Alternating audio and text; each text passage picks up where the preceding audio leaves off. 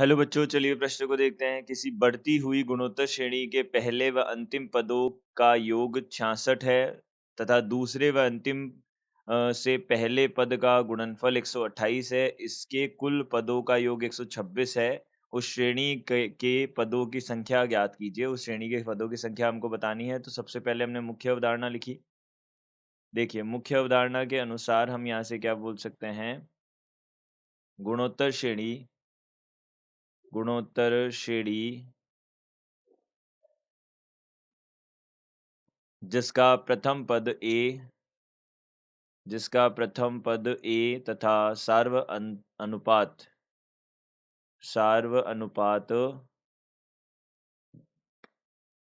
Are हो का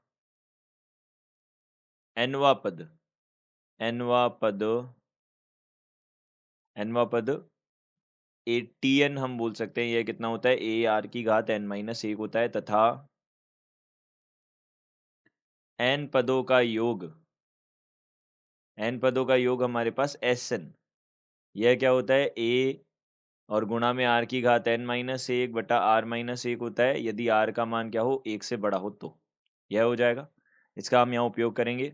अब देखिए, यहाँ से बढ़ती हुई हमारे पास गुणोत्तर श्रेणी है व अंतिम पदों का योग 66 है। पहले व अंतिम पदों का योग, अब बढ़ती हुई है, इसका मतलब आर का मान बड़ा होगा 1 से। तो हम यहाँ से बोल सकते हैं, देखिए, माना प्रथम पद ए तथा सार्व अनुपात आर है तथा पदों की संख्या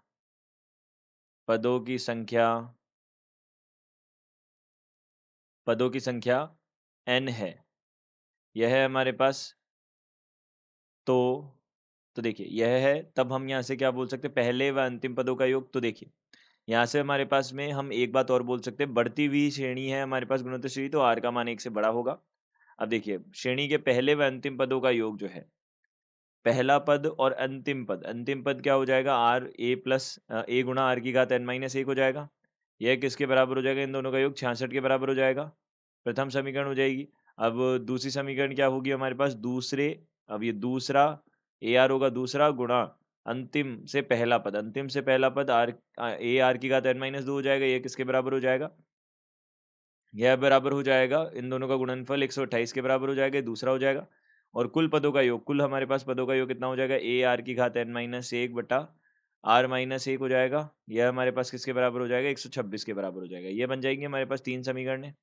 अब हमको यहाँ पे तीन जो हमारे पास में अज्ञात राशि है, उनका मान ज्ञात करना है। तो देखिए, सबसे पहले दूसरी समीकरण जो है, उसको हम हल कर लेते हैं थोड़ा सा। तो यहाँ से कितना हो जाएगा? ए की घात 2, यहाँ से आर की घात n-1 बराबर 128 है। तो यहाँ से हम क्या बोल सकते हैं? देखिए, ए आर की घात n-1 जो है 128 बटा ए हो जाएगा। तो हम यहाँ से बोल सकते हैं, इसको चौथी समीकरण बोल सकते हैं। तो प्रथम तथा चौथी समीकरण से, तो यहाँ से हमने बोला ए आर की घात n-1 का मान 128 बटा ए रखा हमने। तो ए प्लस 128 बटा ए बराबर कितना हो जाएगा? 66 हो जाएगा। अब इसको हमने हल किया, तो देखिए यहाँ से कितना बनेगा? एलसीएम लिया तो ए की घात 2 प्लस 128 बटा ए होगा। तो यहाँ पे इस तरफ भेज देते हैं, 166 हो जाएगा, 66 ए हो जाएगा।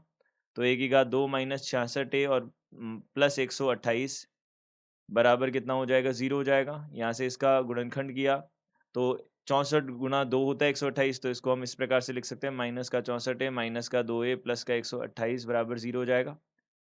यहाँ से ए माइनस ले लिया, ए माइनस यहाँ से हो जाएगा 64 और माइनस 2 हो जाएगा, ए माइनस 64 बराबर 0 हो जाएगा। ए माइनस 64 और ए माइनस 2 बराबर 0 आ जाएगा। ए बराबर 64 और ए बराबर कितना आ जाएगा? 2 आ जाएगा। यह हो जाएगा। तो ए बराबर 64 और ए बराबर 2 आ जाएगा हमारे पास मान। अब इसके साथ हम क्या कर सकते हैं? आर के मान ज्ञात कर सकते हैं। तो देखिए, यहाँ से अब आर के मान ज्ञात करने की कोशिश करते हैं। तो हमने ए का मान तो ज्ञात कर ही लिया, तो हम यहाँ से बोल सकते हैं कि यहाँ पे प्रथम समीकरण में हम मान रख सकते हैं। तो देखिए, प्रथम समीकरण में हमने मान रखा ए के 2 मान है, तो 2 मान हमको रखने पड़ेंगे।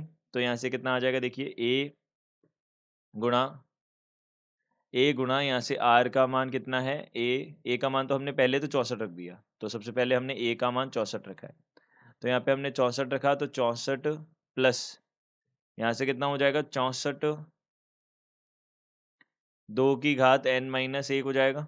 देखिए 64 और 64 2 की घात n माइनस 1 यहाँ से बराबर हो जाएगा 66 के, यह आ जाएगा। तो अब देखिए इसको हमने हल किया तो यहाँ से कितना आ जाएगा, देखिए यहाँ पे r की घात n माइनस 1 आ जाएगा, क्योंकि r का मान तो हमने अभी तक देखा ही नहीं, r का मान तो हमारे पास है ही नहीं। तो यहाँ पे कितना हो जाएगा, देखिए r की घात n माइनस 1, यहाँ पे कितना आ जाएगा, देखिए गुणा 64। अब हम 64 को इधर भेज सकते हैं, 2 आ जाएगा, 2 का भाग देंगे तो r की घात n माइनस 1 कितना आ जाएगा हमारे पास में, यह आ जाएगा 1 बटा कितना आ जाएगा, 32 आ जाएगा इसमें। तो इसमें 1/32 आ गया, तो यहाँ से हमने यह कितनी बोल दी, यह पांचवी समीकरण बोल दी हमने, यह बोल दी हमने पांचवी समीकरण। अब देखिए इस पांचवी समीकरण को हम थोड़ा सा बदल भी सकते हैं। देखिए हम क्या कैसे बदल देते हैं, इससे आर की घात एन का मान निकाल लेते हैं। तो आर की घात एन का मान क्या हो जाएगा, दोनों साइड आर से गुणा कर देंगे, तो आर की घात एन बराबर r/32 हो जाएगा, यह हमारे पास बन जाएगा। तो अब देखिए इसको हमने पांचवी समीकरण बोल दिया। अब यहाँ से पांचवी समीकरण और तीसरी समीकरण का उपयोग करेंगे, तो तीसरी व पांचवी समीकरण का उपयोग किया हमने, आर की घात एन का मान हम रखेंगे। तो ए तो हमारे पास कितना है, 64 है। अब ये तो केवल पहले ए बराबर 64 के लिए बात हो रही है, फिर उसके बाद में दोबारा से हमको बात करनी पड़ेगी। तो यहाँ से आर की घात एन है, तो आर की घात एन है तो हमारे पास r/32 हो गया और माइनस 1 हो जाएगा, और बट्टा में यहाँ से कितना हो जाएगा, यहाँ से बट्टा में r-1 और हो जाएगा, तो r-1 और बराबर में 126 है हमारे पास, यह है हमारे पास। तो अब देखिए इसको हल कर लेते हैं। तो यहाँ से इसको हल किया तो 64 r/32 माइनस 64 हो गया, यह बराबर हो जाएगा 126, r-126 हो जाएगा। यहाँ से कितना बनेगा, 2r बनेगा, और माइनस यहाँ से 64 बराबर कितना हो जाएगा, 126 माइनस 126 हो जाएगा, 126 r-126 हो जाएगा। यहाँ से देखिए, यहाँ से हमने क्या किया, अब 126 जो है इसको इधर लेके आके 2r को उधर लेके जाएंगे, तो 126 माइनस 64 बराबर कितना हो जाएगा, 126 माइनस 2 124 हो जाएगा r, यह हो जाएगा 124 r। यहाँ पे कितना हो गया, 126 में से ये 62 हो जाएगा, यह बन जाएगा 124 r। तो r का मान कितना आ जाएगा, r बराबर आ जाएगा 2, r बराबर आ जाएगा 1/2। अब r का मान 1/2 आ गया। अब r का मान, यह तो हमारे पास में क्या है, यह तो बढ़ती हुई श्रेणी है, गुणोत्तर श्रेणी, तो r का मान 1/2 तो नहीं आ सकता, तो यह तो संभव नहीं है, क्योंकि r का मान क्या है, ये तो 1 से छोटा है, लेकिन वो हो नहीं सकता, तो यह संभव नहीं है, इसको हमको नहीं लेना है, संभव नहीं है। इसी प्रकार से हमने देखा, अब r का मान हमारे पास क्या क्या हो सकता है, देखिए a का मान हमारे पास 2 हो सकता है, ये तो 64 लिया था हमने। अब r का मान, a का मान क्या लेते हैं, 2 लेते हैं। अब a का मान 2 लेते हैं और समीकरण कौन सी है, प्रथम समीकरण में रखते हैं, तो प्रथम समीकरण में हमने रखा, यहाँ से कितना हो जाएगा, देखिए प्रथम समीकरण हमारे पास रखी हमने, तो यहाँ से कितना आ जाएगा, a की जगह हमने कितना रख दिया, 2 रख दिया, तो a की जगह 2 रखा, प्लस 2 r की घात n-1 बराबर कितना हो जाएगा, यहाँ से कितना हो जाएगा, 66 हो जाएगा। देखिए ये हो जाएगा 66, तो यहाँ से 66 यह आ गया। अब देखिए यहाँ से कितना आ गया, 66। अब देखिए यहाँ से r की घात n-1 जो है वह किसके बराबर आ गया, देखिए 64/2, यहाँ से 32 आ जाएगा, तो r की घात n-1 32 आ गया। तो यहाँ से r की घात जो n है, यहाँ पे r की घात n, r से गुणा कर दिया तो 32n आ जाएगा, 32r आ जाएगा। तो यहाँ से हमारे पास कितना बन गया, यह हमारे पास समीकरण बन जाएगी, छठी समीकरण बोल देते हैं इसको, छठी समीकरण बोल दी। अब छठी समीकरण को हम किस में रखेंगे, अब तीसरी समीकरण में रखेंगे। तो छठी और तीसरी समीकरण से हमने रखा मान यहाँ पे, तो a गुणा है, a के साथ है, a हमारे पास में कितना है, 2 है, r की घात n है, 32r है, और माइनस क्या कितना है, 1 है, और बटा में यहाँ से कितना है, r-1 है, यह बराबर 126 है। इसको हमने हल किया तो यहाँ से 32 दूनी 64r, माइनस यहाँ से कितना हो जाएगा, 2 बराबर 126r, माइनस कितना हो जाएगा, 126 हो जाएगा। यहाँ से इसको हल कर लिया तो देखिए 126 इधर आएगा, 126 माइनस 2 बराबर 126 r माइनस 64r, यहाँ से कितना हो जाएगा, 126 माइनस 64 कितना हो जाएगा, यहाँ से 62 हो जाएगा, 62r, यहाँ से कितना हो जाएगा, 162, यहाँ पे 100 कितना हो जाएगा, 24 हो जाएगा। तो यहाँ पे हमने भाग दिया तो r बराबर कितना आ गया, 2, यह सही है, यह हो सकता है, r का मान 2 आ गया।